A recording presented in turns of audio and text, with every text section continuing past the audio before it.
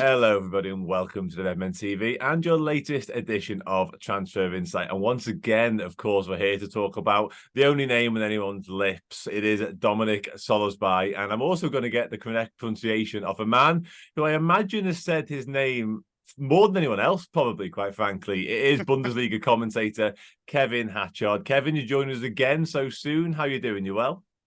Yeah, really good, and really excited by the potential of this because, as you say, I've commentated on him a fair bit over the last couple of years.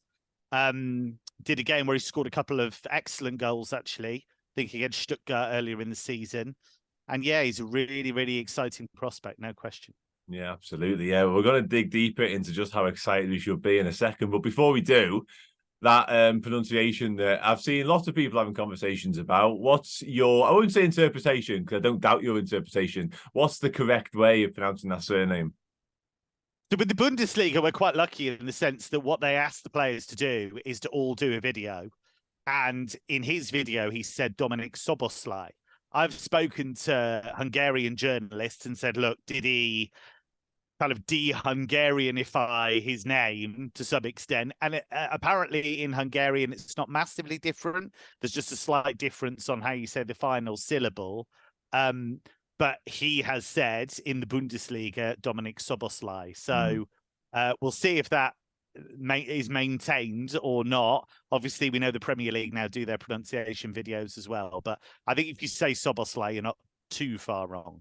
Well, I'm comfortable with Szoboszlai. I'm okay. That's my wheelhouse as it is at the minute. I spoke to a Hungarian journalist actually the other day, and he said the same thing about the ending. The ending is different. So yeah, I'm gonna stick to what I know. What is it? Walk before you can run. I'm okay with Szoboszlai. I can live there. And I'll keep an eye on it as well. Yeah. Absolutely. Yeah.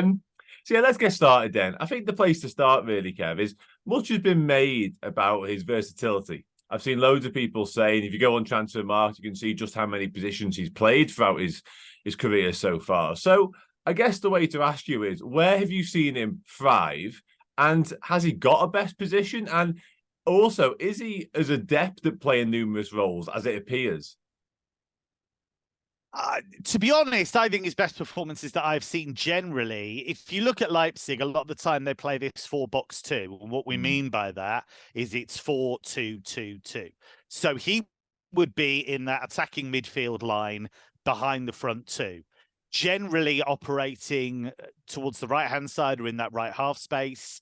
And that, I feel, is where he does his best work. So in midfield, if you think of where Jordan Henderson plays, drifting out towards that right-hand side, maybe that kind of vibe.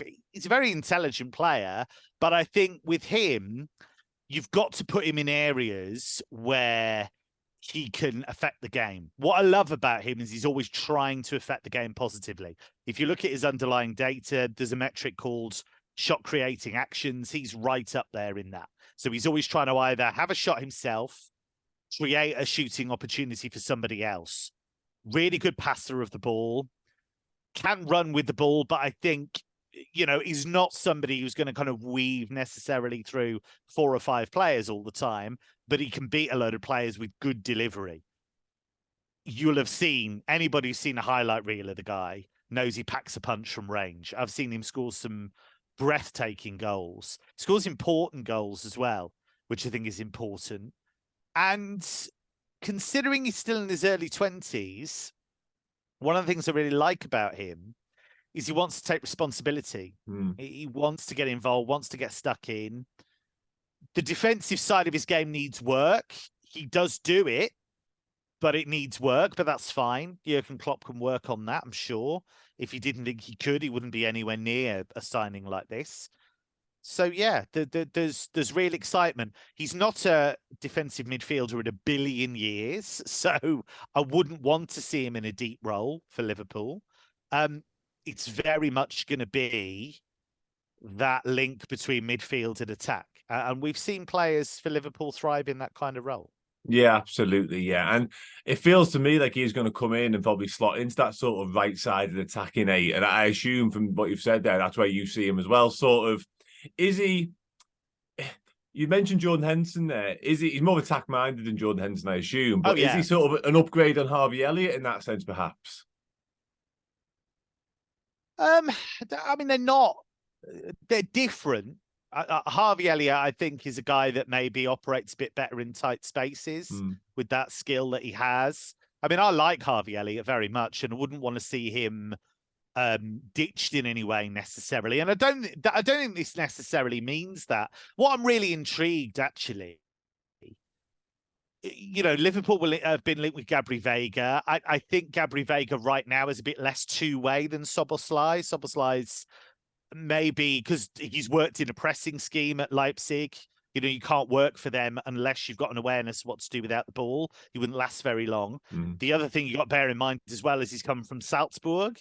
So because he's come from Salzburg, he's worked for two Red Bull clubs.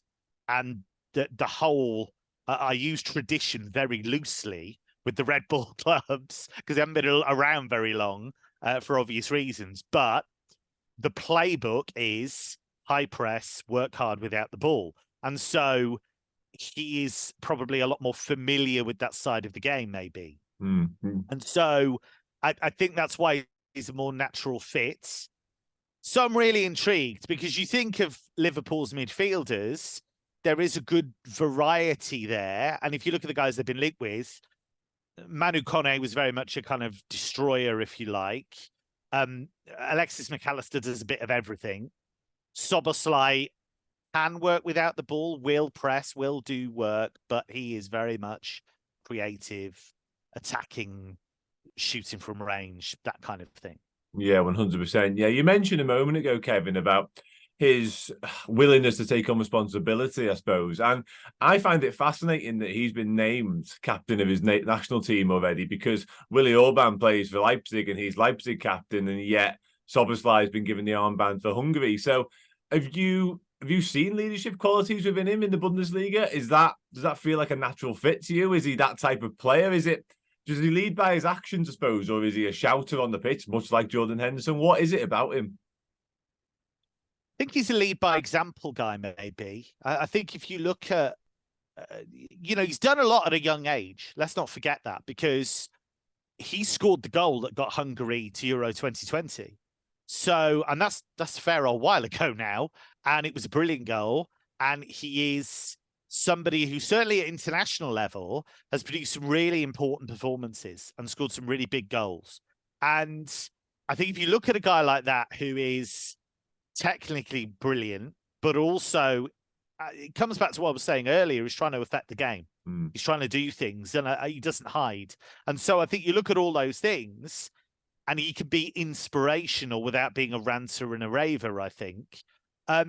He's quite one thing that always strikes me about him, actually, and this might sound a bit weird, but when you're commentating on games, you often look at how players are kind of interacting with other players before games.